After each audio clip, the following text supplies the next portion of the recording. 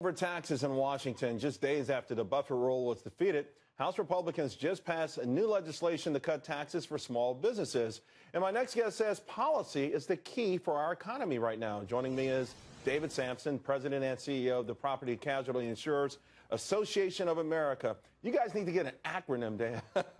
Welcome to the show, David. PCI. PCI, there you go. I'll know next time. You're focused on everything around the world, but you say really the central issue that our fate is held is with regulation and over-regulation right now. Well, I think you're right. Look, we're in the midst of the most tepid economic recovery in history. If you look back at the 3 years after the end of the Great Depression, the U.S. economy grew at 11%, 9%, and 13% in those 3 years.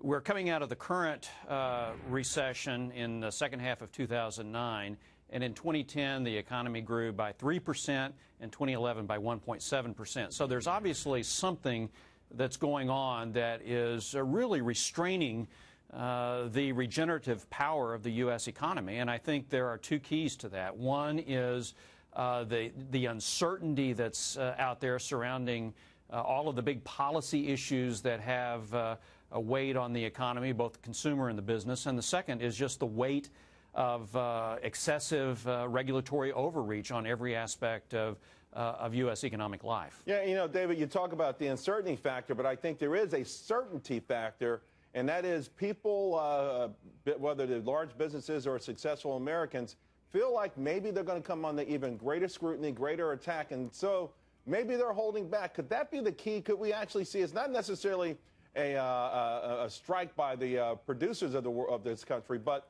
some sort of real defensive posture that's making this just such an anemic recovery? Well, I think that's certainly a part of it. The economy is driven by both the consumer, which is the biggest part of the U.S. economy, and the most important aspect for consumers is disposable income. Consumers' disposable income is currently taking a real hit with the increase in energy prices. That's money that the American family does not have to spend on discretionary items. And then that just flows through to the business sector. When the consumer retrenches that much,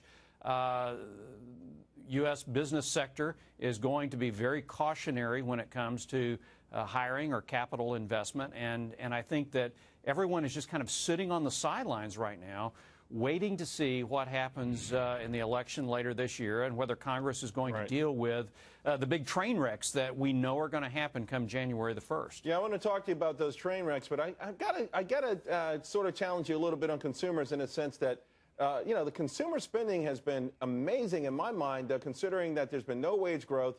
Savings are starting to plummet, and still people are out there buying things now.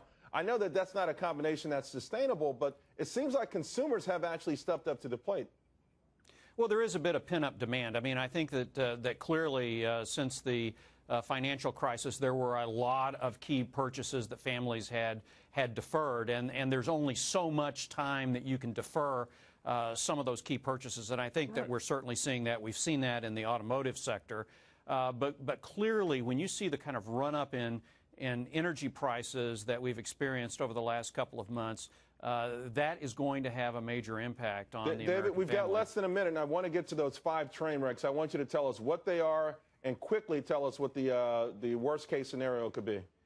Coming January 1st, you're going to, unless Congress takes action, we're going to hit the debt ceiling that was supposed to carry us into 2013. Now that debt ceiling is going to be reached late in 2012.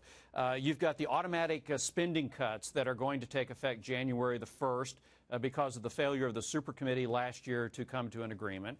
And then you have the expiration of all of the Bush-era tax rates for personal income, for capital gains, for dividends, for the estate tax. And taken all together, the tax increases and the spending cuts could represent a hit on U.S. GDP of about 3.5%.